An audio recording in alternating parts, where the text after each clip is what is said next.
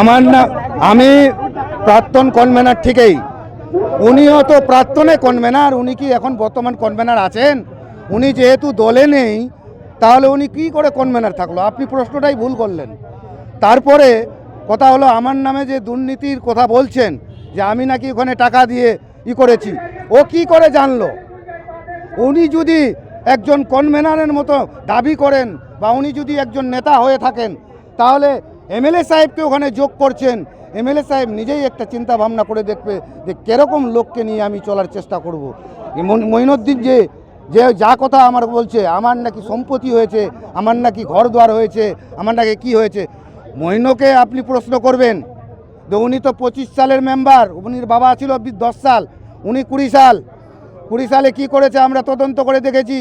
আপনি মশাই 3 মাস ছিলেন দলে, জাহিদুলের সঙ্গে, কামালদার সঙ্গে, প্রেসিডেন্টের সঙ্গে 3 মাস হয়ে আপনার গাড়ি রাখার জায়গা ছিল না বাড়িতে, এখন কোনো একটাও মানুষ নেই। আপনি মশাই রামগঞ্জে 2টা জমিন কিনলেন 75 লাখ টাকা দিয়ে, কোথায় পেলেন এতগুলো টাকা? হঠাৎ করে পুকুর ভরে বাউন্ডারি করছেন, হঠাৎ করে 3 মাসের মধ্যে এতগুলো টাকা কোথায় পেলেন? ওনার এখন তদন্ত হোক, আমার তদন্ত হোক, আমি কি করেছি, ও কি করেছে, 3 মাসে কি করেছে, আমি 20 বছরে কি করেছি। দাদা, একটু দুর্ভাগ্যজনক বিষয়, আপনারা বলছেন সাসপেনশন বা বহিষ্কৃত কনভেনার মঈনুদ্দিন সাহেব, উনি বলছেন যে আপনি বিধায়ক সাহেবের বাড়িতে কাঠমানি নিয়েছেন, টাকার ভাগ নিয়েছেন। উনি ভালো করে জানে, উনি যেহেতু বলছেন ওই কথাটা, উনি এমএলএ সাহেবের বাড়িতে বলছেন, উনি তো একজন নিজেই হলো মানে এরকম সিস্টেমের লোক, যে লোক এরকম কথা বলবে যে লোক ওর কাছে 10টা ছিল, শুনে কথার লোটা ভেঙে যাবে, ওর একাই বসে থাকবে। এখন এমএলএর বাড়িতে গিয়ে এমএলএকেও এখন সানার চেষ্টা করছে যে এমএলএর বাড়িতে নাকি টাকা ফাট হয়েছে। এমএলএর বাড়িতে কি কোনোদিন এগুলো টাকা ফাট হয় না কি হয়, ওটা এমএলএ সাহেব জবাব দেবে, ও মঈনও জবাব দেবে। এতে কি বিধায়ক জড়িত, না বিধায়ককে বদনাম করার জন্য তার বাড়িতে বসে? ওটা আমি বলতে পারবো না, কারণ হলো যে ও কোন সময় কোন কথা বলে, কোন সময় কি বলে না বলে, ও খুঁজে, ওর দিমাগ ঠিক থাকে না, আমি কি করি। দাদা, মানুষের উদ্দেশ্যে কি বার্তা দেবেন? মানুষের উদ্দেশ্যে কি বলবো, আমরা চাইছি যে ধর্না চলছে, ধর্নাতে সবাই যোগদান করুক, এবং মানুষ সুজালির মানুষ শান্তি শৃঙ্খলায় থাকুক।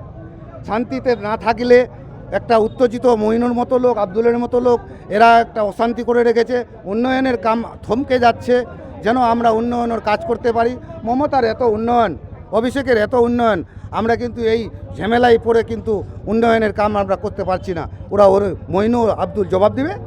এই যে বর্তমানে আপনারা মানুষকে নিয়ে চলছেন, এর ক্রেডিটটা কার? সাত্তার সাহেবকে দেবেন না কাকে দেবেন আপনারা? এটা সবচেয়ে আমি দিব সাধারণ মানুষকে। সাধারণ মানুষ সাত্তারকে চেয়েছে বলে সাত্তার হয়েছে।